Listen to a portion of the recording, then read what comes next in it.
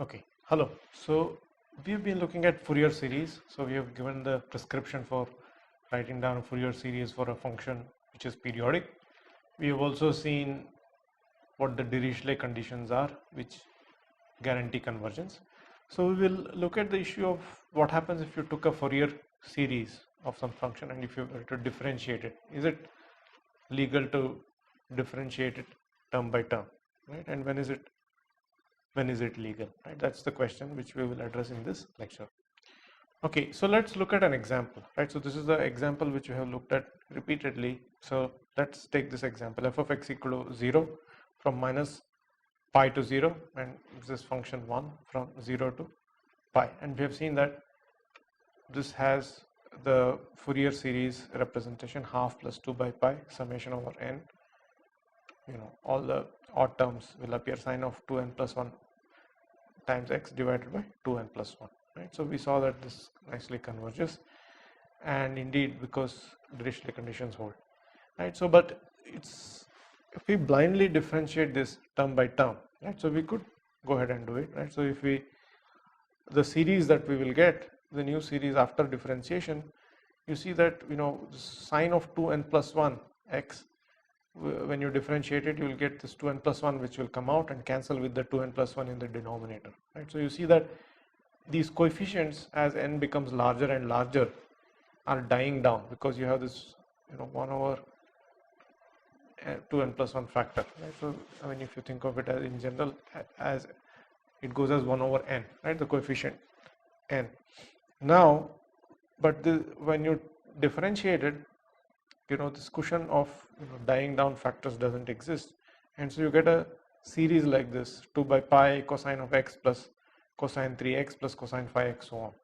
And it's not hard to see that this is actually not going to converge, right? So we can quickly verify this by plotting a sequence of partial sums. So let's look at this. So I have plotted here just the first term, then the first term plus second term, then first term plus second plus third, for 1 2 3 4, yeah, these positive 4 different partial sums. If I plot it, this is what it looks like. So you see that there is evidently there is a lot of mess at the origin, but also at pi, at minus pi, and also even at other points you see a lot of craziness. It's not really as the number of terms are increased, it's not going to some nice not a converging value, right? So there may be certain special points where you may be able to get some interesting special results at special points. But the key idea here is that this is not a convergent series, as you can also see from just looking at this function. And so why is this happening? It's not a surprise, right? Because if you look at it, some thought reveals that there is mess at the origin and at x equal to 1, right? So if you differentiate, so if the series is is reflecting, the differentiating the series is reflecting the mess that appears when you differentiate this function itself, right? So it's not a problem if you differentiate in the region minus pi to 0, but at x equal to 0 there's a big problem, and at x equal to 1 also there's a problem, right, because of the jump. So it's not a legitimate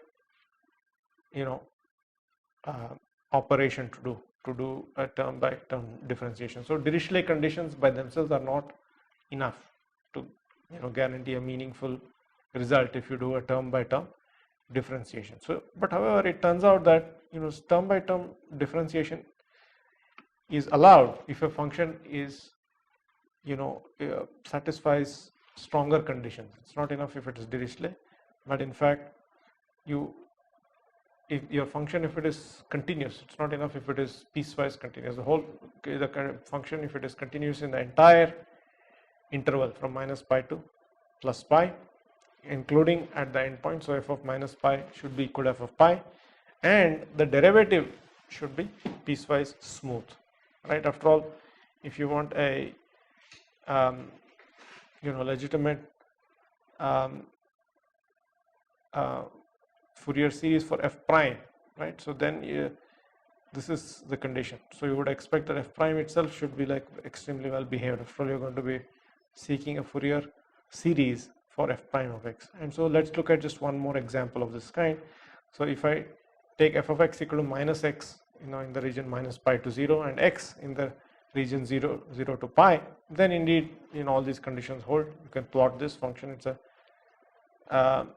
continuous function, and its derivative is also well behaved, as you'll see. So if I work out the Fourier series, so now you see I have pi by 2 minus 4 over pi cos of x plus 1 over n cos 3x plus 1 over 25 cos of 5x, so on. So now you notice that these coefficients are not just going as 1 over n, but in fact they seem to be going as 1 over n squared. So when I take a derivative, I still have 1 over n's which appear. So of course cosines will become sines, right? So that's not a problem, right? So an even function will become odd function and vice versa when you take the derivative. That's not an issue. But what is key here, what has changed from the previous example, is that now you have this cushion of 1 over n, factors of 1 over n appear in so as your coefficients become larger and larger, the higher order terms mean less and less. So you can expect that this is going to converge, and indeed it is true, right? So you can check that this is the same Fourier series you would get if you had started with this function f prime. This itself, if you took as your function and worked out the Fourier series, you will get this. So this is a legitimate a case where taking a derivative of the Fourier series term by term gives you a meaningful result, as you can also check by plotting it, right? So the convergence of the partial sums is also something that we can verify, right? So I'm just looking at the first maybe 4 terms, just the first term, then truncating after the second term, after the third term, after the fourth term, and I find that indeed eventually this is going to go to this the step function, right? It's this function minus 1 from minus pi to 0, and it's a square wave actually, right? So it's going to be a periodic wave. So the point of this discussion was to is to tell you that you should be careful if you're going to take a derivative of this function. And yeah, so if your function is if it can be written as a sinusoidal Fourier series, right? So that means your function is not only periodic, but it's also odd, right? So then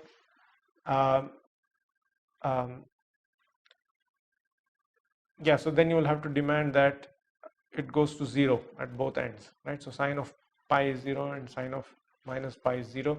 So your function itself, its value must go to 0 at both ends, right? So this condition, you can work out what the special conditions are if you say that your function is not only periodic but also even, or if it is odd, both cases you can work out. If it is even, then it's going to be cosines, right? So those are special cases. And you might ask, what happens if we integrate Fourier series? Integration is a little more robust than differentiation. So if your original function is represented by a valid Fourier series, you can integrate both sides, and it's a meaningful relationship for both sides, right? There are 2 pieces of caution one must exercise. One is, of course, there is a free constant of integration which comes up, right? When you're integrating the left hand side and you're also integrating the right hand side, so there is free constants on both sides. You have to fix both these constants to be the same, right? So that is kind of a trivial thing, but it's essential to take care. The other is that what you get may not be a Fourier series, right? So suppose you have something like a naught, you start with a constant, and then you have all these terms in sines and cosines. The constant part, when you do an integration, it's going to give you a naught times x. Now that's not a Fourier series representation, right? So everybody else, sines will become cosines and cosines will become sines, but you will also have this one extra x. So if you had started with a function which did not have this a0, then what you get after integration would be a Fourier series representation of some other function, right, of the integral. But if you have a a constant here, so when you take the integral, in fact, so the function is not going to be periodic because of this, so it's not a Fourier series, but it's a valid expression, right? So this is just a comment which I'm making on the side, but this discussion was primarily about differentiating Fourier series and saying that one should be careful, right? It's possible to do term by term only if your condition, your function is extra smooth. It must satisfy these conditions that we have laid down. Okay, that's all for this lecture. Thank you.